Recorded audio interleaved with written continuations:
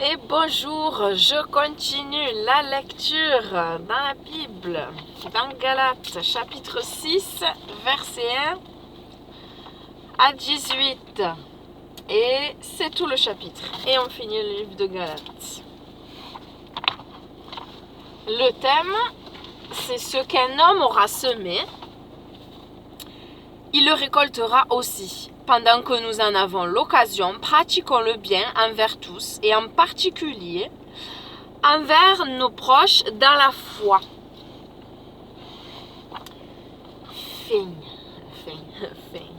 Lisons le chapitre 6. Frères, imaginez que l'un d'entre vous soit pris en faute, vous qui avez l'esprit, le souffle. Redressez cette personne avec un esprit d'humilité, prenant garde à vous-même, de peur que vous ne soyez tentés aussi. Portez les fardeaux les uns des autres, ainsi vous accomplirez le sens véritable de la Torah, qui est confirmé par le Messie. Car, si quelqu'un pense être quelque chose alors qu'il n'est rien, il se trompe lui-même. Que chacun examine ses propres œuvres, et si vous trouvez quelque raison d'être fier de vous-même, que cette fierté soit en relation avec vos œuvres, et non en pensant que vous valez mieux qu'un autre. Que Dieu nous en garde. Car tout homme doit porter son propre fardeau. Que celui qui est enseigné dans la parole partage tous les biens qu'il possède avec son instructeur. Ne vous abusez pas, on ne se moque pas de Dieu. L'homme récolte ce qu'il a semé. Celui qui sème dans le champ de sa vieille nature, afin de répondre à ses besoins, récoltera à la fin la ruine. Mais celui qui sème dans le champ de l'esprit, récoltera de l'esprit la vie éternelle. Alléluia. Ne nous lassons donc pas de faire ce qui est bien, car au temps voulu, nous aurons notre récolte. Ainsi donc, tant que l'occasion se présente, faisons du bien à tous, surtout à ceux de notre famille qui mettent leur confiance en Dieu et qui lui sont fidèles. Alléluia. Amen.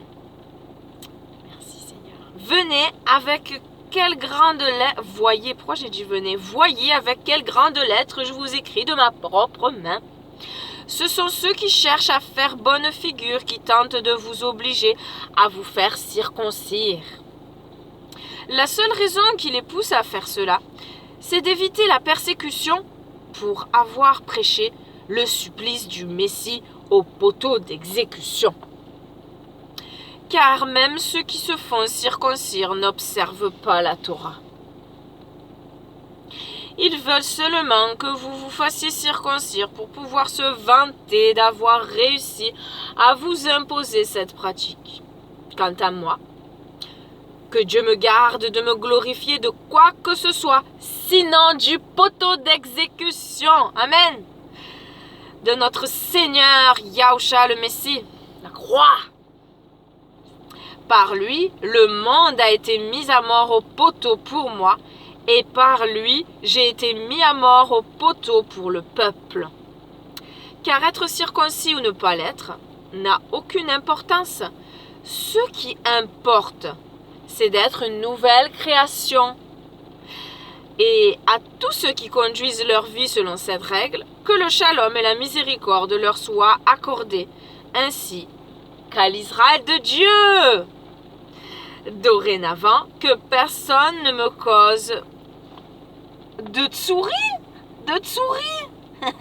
d'ennui, problème, trouble. Pas des souris, avec un T devant souris. Souris, ennui, problème, trouble. Que personne ne me cause de problème, car je porte sur mon corps des cicatrices qui prouvent que j'appartiens à Yahushua. Frères, que la grâce de notre Seigneur Yahushua soit avec votre esprit. Amen. Fin de la lecture du jour et du chapitre 6 de Galates. Demain, on commence Éphésiens. la question de méditation est: comment puis-je semer le bien dans la vie des autres cette semaine? Voilà, alors, comment, Seigneur mon Dieu, mon roi, béni soit ton nom pour cette nouvelle journée de vie que tu nous donnes. Oui, parce que c'est toi qui fais battre nos cœurs et qui a permis qu'on se réveille ce matin, qui a permis encore qu'on s'approche de toi dans la lecture, dans la prière, dans la méditation. Merci Seigneur de nous donner faim et soif toujours de toi, de ta présence. Merci parce que c'est toi qui diriges toutes choses et tu nous instruis, tu nous montres le chemin à suivre. Tu as dit que tu nous enseignerais et je crois que tu le fais. Et je t'en remercie Seigneur. Continue cette œuvre-là, Père. Nous avons besoin de toi. Nous avons tellement besoin de toi. Oui, Seigneur, en cette méditation-là, comment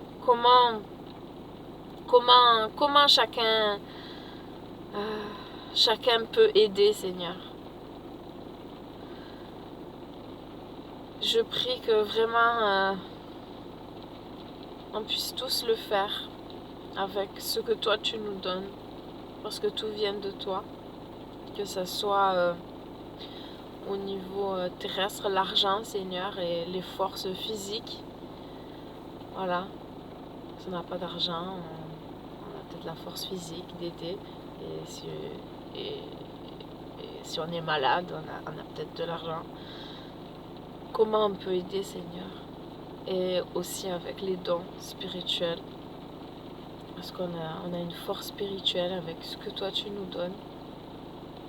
Comment on peut aider, Seigneur, que vraiment on ne soit pas égoïste, qu'on ne soit pas à garder tout pour nous, mais qu'on partage ce qu'on a, puisque tout vient de toi, que ce soit sur le plan physique et spirituel, tout vient de toi.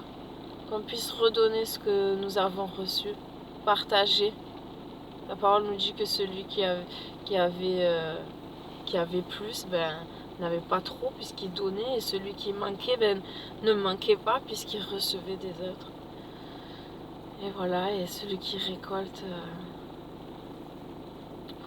pour la chair, il va récolter la ruine, on vient de le lire aujourd'hui. On veut récolter le royaume, la vie éternelle. On veut récolter, on veut semer dans l'esprit. Merci de nous diriger. Merci Seigneur, que tes mains soient nos mains, tes pieds soient nos pieds, que de notre bouche sortent tes paroles, Seigneur, tes paroles qui sont un trésor. Merci. Merci pour ta parole qui est bonne pour nos âmes. Merci. Tu sais, toi, les paroles qui vont toucher les personnes que nous allons côtoyer aujourd'hui. Père, je prie que on soit dirigé par toi, inspiré par toi. Et pareillement pour les gens qui sont dans le besoin autour de nous. Certes, il y a beaucoup de besoins. Et ta parole nous dit que d'abord, en priorité, ce sont les besoins de ceux qui partagent notre foi que nous devons aider. Merci Seigneur d'ouvrir nos cœurs, d'ouvrir nos yeux, nos oreilles spirituellement, afin de vraiment agir par toi et pour toi, pour la gloire de ton royaume, pour l'amour manifeste. Que toi tu es l'amour parfait, tu t'es donné et on veut se glorifier, pareil que l'apôtre a dit, que de cette œuvre merveilleuse au bois infâme. C'est de cela qu'on veut nous aussi nous glorifier. Que de cela, Seigneur. Que ce soit dans nos bouches et dans nos vies. Merci, Père. Sois élevé, glorifié dans le beau nom merveilleux de notre Messie Sauveur, roi du monde. Amen. Shalom, bonne journée, bisous.